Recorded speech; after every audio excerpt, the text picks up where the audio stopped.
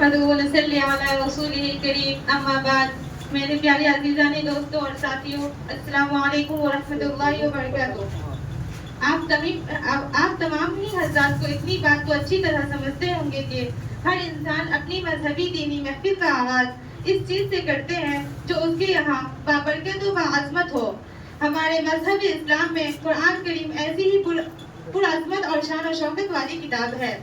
جی ہاں، قرآن کریم وہ نورانی کتاب ہے جو اندھیری رات میں ہدایت کی شمع روشن کرتی ہے، جس نے وحشی قوموں کو مذہب بنایا، جس کی فصاحت و بلاغت پر بڑے بڑے ادباء و فصحاء حیران رہ گئے، جس کو سن کر پتھر دل موم اور پتھریلی آنکھیں اشک بار ہو گئی، جس کے اجزائے سخن دانوں کی تخلیقات کی جھنجھوڑ کے رکھ دی.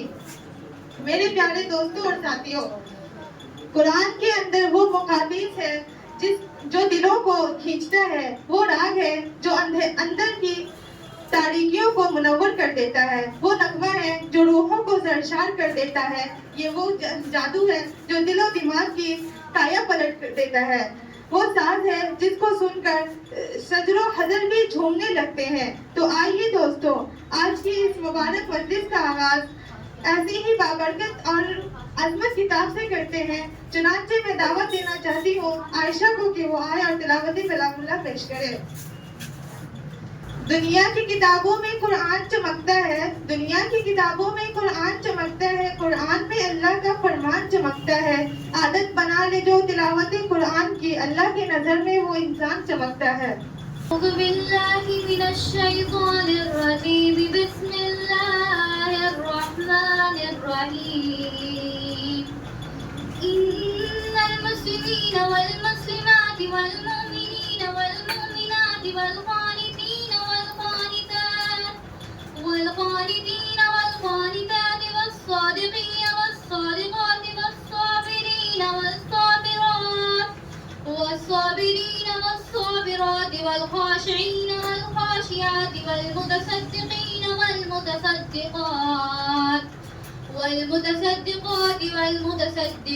والصائمین والصائمات والحافظین فروجهم والحافظات والذاكرين الله كثيرا والذاكرات أعد الله لهم مغفرة وأجرا عظيما. صدق الله العظيم. جہاں میں انقلاب آیا ہے قرآن کی تلاوت سے، جہاں میں انقلاب آیا ہے قرآن کی تلاوت سے، منور ہے جہاں قرآن کے نور و صداقت سے. معزز سامعین، بابرکت کا کام کا آغاز بابرکت کلام یعنی تلاوت کلام اللہ پاک سے ہو چکا ہے. تو آئیے اس کے خیر الورا کا بھی ذکر کر لیں کہ جس نے ادنا غلام کے جوتے کی خاک اگر کسی مومن کے ہاتھ لگ جائے تو بہت بڑی سعادت کی بات ہے، جس کی وجہ سے اس جہاں کی تزئین کاری ہوئی، پھولوں کو خوشبو ملی، کلیوں کو چٹکنے اور نکھرنے کا ہنر آیا، چمنزاری کا سلیقہ آیا. وہ کہ جس کی ذات دنیا کے لیے رحمت ہی رحمت تھی، وہ کہ جس کی ذات دنیا کے لیے رحمت ہی رحمت تھی، یتیموں بے سکوں کے حق میں اکثر خیر و برکت تھی، جو مظلوموں کے آنسو پوچھتا تھا اپنے دامن سے، جسے عادت تھی ہنس کر بولنے کی اپنے دشمن سے، ضعیفوں کی مدد کے واسطے تیار رہتا تھا، اما اس کو بھی دی ہر سر بیکار رہتا تھا. ایسی ذات بے مثال کی تصور کشی کے لیے ایک ایسے شاعر کی طرف متوجہ ہو رہی ہوں جن کے کلام میں پھولوں کی مہک، بلبل کی چہک اور کلیوں کی چٹک ہے، تو باطل کے لیے تلوار کے جھنکار بھی، اور جن کے اشعار سے ستاروں کا تبسم جھلکتا ہے اور تبسم کی مسکراہٹ بھی چمکتی ہے. تو اس کے بعد میں دعوت دینا چاہتی ہوں حبیبہ کو کہ وہ آئے اور نعت کلام پیش کرے. سنا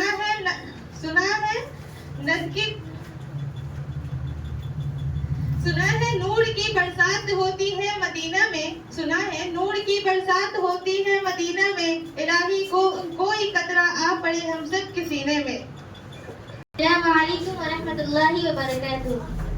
بن دیکھے محمد پر قربان زمانہ ہے،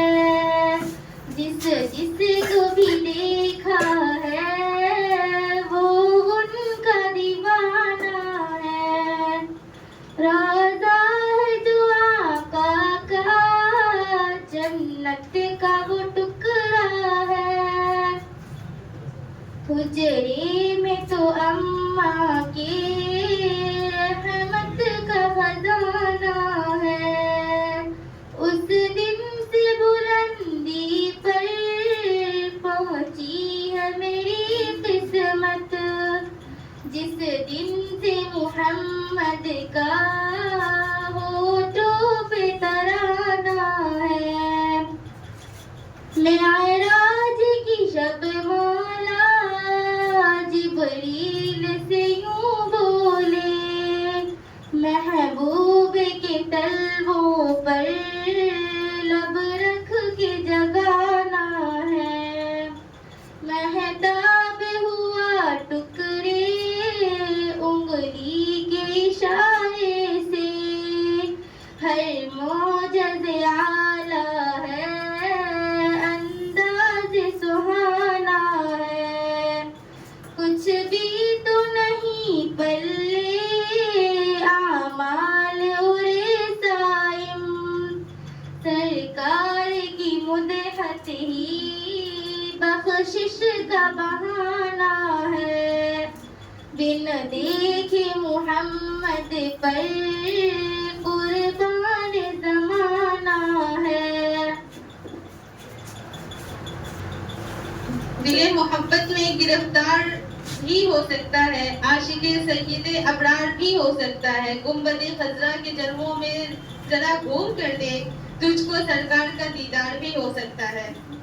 अज़ीज़ान गिरामी, आज जबकि अक़ीदा और फ़िक्र की राह से मुखालिफीन इस्लाम ने बेशुमार गलत फहमियाँ इस्लाम में पैदा करती हैं, ख़ास तौर से सीधे साधे मुसलमान और दीनी तालीम से दूर हज़रात के जहन में बहुत सी वो बातें बैठा दी जिनका इस्लाम और दीन से दूर का भी कोई वास्ता नहीं। तो सख्त ज़रूरत है कि इस्लाम की सही तस्वीर उम्मत के सामने पेश की जाए और हकीकत और बातिल को अलग अलग किया जाए, ताकि फिर सही और गलत में इम्तियाज हो सके, खड़े खोटे का पता चल जाए और उम्मत के लिए जन्नत के रास्ते पर चलना आसान हो जाए। आने वाली मुस्तकबिल के ताल्लुक से अकायदों फासिदा को हासिल करने के लिए एक ऐसे खतीब को आपके सामने पेश करने जा रही हूँ जिनकी कुदरत ने लबो लहजा का एक फिक्री मलका अदा किया है। तो इसके बाद मैं दावत देना चाहती हूँ हबीबा को कि वो आए और खिताब पेश करे। दावत व तबलीग का एक वाज़ेह शरी बयां, दावत व तबलीग का एक वाज़ेह शरी बयां, कारज़ार हक को बातिल हो तो एक मर्दो नौजवान। अहमदु व नसल्ली अला रसूलिल करीम, अम्मा बाद। वराहु अबू हुरैरा मअ इख्तिलाफिन व फीही व इज़ा रअयतल हुफाता वराअतु सुम्मा बुकमा मलकुल अर्दि फी खम्सिन ला यअलमुहुन्ना इल्लल्लाह सुम्मा क़रअ इन्नल्लाह इंदहु इल्मुस साअति व युनज़्ज़िलुल गैस। तर्जुमा। हज़रत अबू हुरैरा रज़ियल्लाहु तआला से मरवी है कि उनको इख्तिलाफ हुई कि जब तुम नंगे पाँव नंगे बदन वालों बहरों को नंगों की जमीन का बादशाह देखो, क़यामत उन 5 में से है जिन्हें खुदा के सिवा कोई नहीं जानता। फिर ये आयत तिलावत की क़यामत का इल्म अल्लाह ही को है, वही है मीना बरसाता है। तशरीह यानी 5 चीजें रब तआला के सिवा कोई नहीं जानता। क़यामत कब होगी, बारिश कब आएगी, माँ के पेट में क्या है और कल मैं क्या करूँगा और मैं कहाँ मरूंगा। इसमें सूरह लुक़मान की तरफ इशारा किया गया है। इस आयत और हदीस का मतलब ये नहीं कि अल्लाह ने किसी को ये इल्म नहीं दिए भी, अल्लाह ने किसी को ये इल्म नहीं दिया। कातिब को तकदीर, फरिश्ता और मुल्कुल मौत को ये इल्म बख्श गए। हमारे हुजूर सल्लल्लाहु अलैहि वसल्लम ने बदर की जंग से पहले जमीन पर खतूत खींचकर बताया कि कल यहाँ फुला का फरमान मारा जाएगा। बल्कि मतलब ये है कि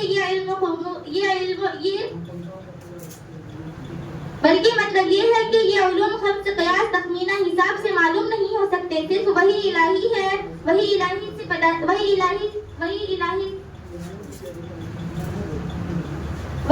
से उनका बनता है। वाखिर दवाना अल्हम्दुलिल्लाहि रब्बिल आलमीन। अम्मा बाद। मेरे प्यारे अज़ीज़ान दोस्तों और साथियों, इलाही बख्श दे मुस्तफ़ा के वास्ते, सैयदे अंबिया शाहे दोसरा के वास्ते, करम कर मौला सिद्दीक़ बासफ़ा के वास्ते, रहम फरमा मौला फारूक واسطے، ادب و حیا کی توفیق دے حضرت عثمان و حیا کے واسطے، دین اسلام پر ثابت قدم رکھو مولا علی شیر خدا کے واسطے۔ نہایت ہی واجب احترام میرے پیارے دوستو، اللہ نے جتنے بھی نبی اس دنیا میں مبعوث فرمائے، ان کے آنے کا مقصد یہ تھا کہ اللہ کے دربار میں تمام نبی نو انسان کی گردنیں جھک جائیں، سجدہ کرے تو خالص اللہ کے لیے۔ تمام انبیاء کے آنے کا مقصد یہ تھا کہ وہ درس توحید پہ سمجھائیں اور معاشرے کی اصلاح کرے۔ میرے پیارے دوستو، انبیاء نے اپنے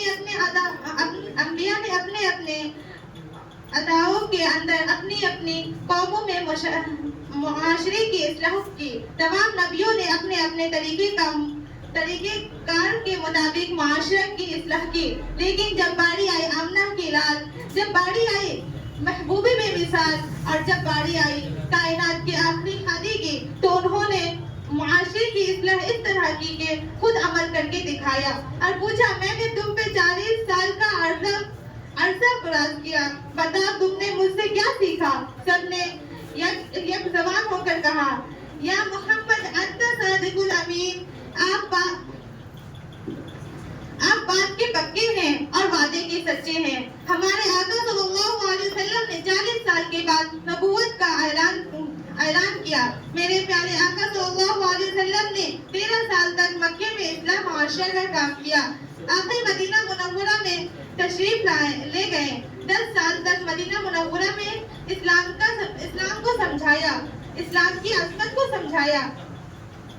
نبی نو انسان کی اصلاح کی، اجتماعی اصلاح کی، متقین کی اصلاح کی، انفرادی اصلاح کی، روزی کی اصلاح کی، یہاں تک کہ اتنا ان کو اعلیٰ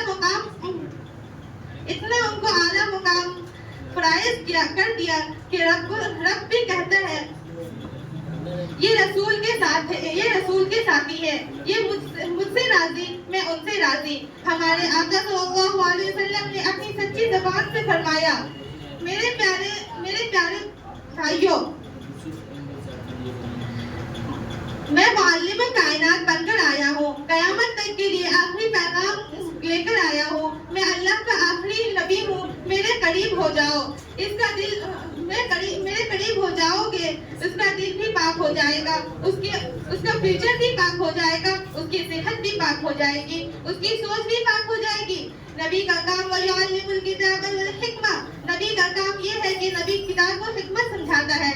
فرمایا نبی ان کو پاک کرتا ہے۔ نبی کے آنے کا مقصد یہ ہے کہ نبی معاشرے کو پاک کرتا ہے، ان کے دلوں کو پاک کرتا ہے۔ میں بھی جو بھی میرے نبی کے قریب آ گیا، ان کا دل پاک ہو گیا، اور ایسا دل پاک ہوا کہ حضرت عمر فاروق رضی اللہ تعالیٰ عنہ خود فرماتے ہیں کہ زمانہ جاہلیت کے اندر ہم نوجوان لڑکیوں کو زندہ کر توڑ کر دیتے تھے، لیکن رسول اللہ صلی اللہ علیہ وسلم کی تعلیمات نے ہمارے دلوں پر ایسا اثر کیا کہ اب حالت یہ ہوتی ہے کہ جب سے میں امیر المؤمنین بنا، سارے مدینے والے سو رہے ہوتے ہیں اور میں پہرا دے رہا ہوتا ہوں۔ اصلاحی معاشرہ کا مطلب سمجھتے ہیں کہ وہ عمر رضی اللہ تعالیٰ عنہ جو زمانہ جاہلیت کے اندر بچوں کو زندہ ترگوڑ کر دیتے تھے، حضور اکرم صلی اللہ علیہ وسلم کی تعلیمات نے ان کی ایسی اصلاح کی کہ سارے سوئے ہوئے ہوتے تھے، حضرت عمر فاروق رضی اللہ تعالیٰ عنہ پہرا دے رہے ہوتے تھے، دروازے سے پہرا دے رہے تھے، تو ایک دن دروازے سے گزرے تو رونے کی آواز آئی۔ جناب حضرت عمر فاروق رضی اللہ تعالیٰ عنہ پوچھے، یہ بچی کیوں رو رہی ہے؟ اندر سے آواز آئی، یہ عمر کو رو رہی ہے۔ حضرت عمر رضی اللہ تعالیٰ عنہ پوچھتے ہیں، عمر کا کیا قصور ہے؟ بوڑھی عورت نے جواب دیا، آج 15 دن ہو گئے ہیں، ہمارے گھر میں فاقہ ہے، ہم بھوکے ہیں۔ تو حضرت عمر فاروق کہتا ہے، عمر بیچارے کو کیا پتا تم بھوکے ہو؟ تو اس بوڑھی نے جواب دیا، اگر ہمارے بھوکے پن کا پتا نہ تھا تو پھر اقتدار کی کرسی پر کیوں آیا تھا؟ اگر ہمارے بھوکے پن کا پتا نہ تھا تو پھر کرسی خلافت پر کیوں بیٹھا تھا؟ جناب عمر کی چیخ نکل گئی، بیت المال میں آئے، 8 آٹے کی بوری اٹھائے اور زید غلام نے عرض کیا یا امیر المومنین میں حاضر ہوں. فرمانے لگے قیامت کے دن کوئی کسی کا بوجھ نہیں اٹھائے گا. گھر آئے آ کر اسی عورت کے گھر آٹا گوندے, خود آگ جلائی, خود کھانا پکایا. بوڑھی عورت نے آگے رکھا اس نے ٹھنڈی آ بھری. کاش عمر کی جگہ تو ہوتا. حضرت عمر فرماتے ہیں ماں جس عمر کو رو رہی ہے وہ میں ہی ہوں. اگر معاشرے کی اصلاح کرنا مقصود ہے تو ہم سب نبی دو عالم کے تابعداری بن جائیں, حضور کی سیرت پر عمل کریں. امام الانبیاء صلی اللہ علیہ وسلم نے اپنی سچی زبان سے فرمایا تھا کہ لوگوں جو میرے قریب آیا اس کا دل بھی پاک ہو گیا, اس کا گھر بھی پاک ہو گیا. میرے پیارے دوستو, اسلام کے اندر اصلاح معاشرہ کا پہلا پہلو یہ ہے کہ کوئی آدمی جھوٹ نہ بولے. معاشرے میں برائی جھوٹ سے پھیلتی ہے. یہ جھوٹ ہے جو انسان کو برباد کرتا ہے, بڑے بڑے گناہوں کا مرکزی بناتا ہے. جھوٹ ہے جس کے معاشرے کے اندر آج ایک مولوی جھوٹ ہے جس کو آج معاشرے میں ایک معمولی عیب بھی سمجھا جاتا ہے. کیا ہوا اگر ایک جھوٹ بول دیا تو حضور کی مسجد نبوی ہے.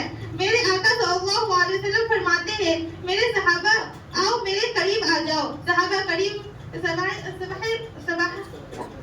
کرام نے فرمایا اے میرے پیارے صحابہ, آج ہمارے ہاتھ پہ بیعت کرو کہ ہم اللہ کے سوا کسی کو سجدہ نہیں کریں گے. میرے ہاتھ پہ بیعت کرو کہ میں اللہ کا آخری نبی ہوں, نماز کی عادی بن جاؤں. فرمایا شریعت کی تابعداری بن جاؤں. اسلام کی بنیاد تو 5 چیزوں پر ہے. اسلام کی بنیاد یہ ہے کہ اسلام کی گواہی دینا کہ اللہ کے سوا کوئی معبود کے لائق نہیں اور محمد صلی اللہ علیہ وسلم اللہ کے بندے ہیں. دوسرا فرمایا والصلاۃ, دوسرا بنیاد نماز ہے, والزکات, اور تیسرا بنیاد زکات ہے. فرمایا چوتھا رمضان کے روزے ہیں اور 5واں رکن ہے جو 5ویں بنیاد جو ہے وہ حج اور اسلام کی 5 بنیاد باتیں ہیں. وما علینا الا البلاغ.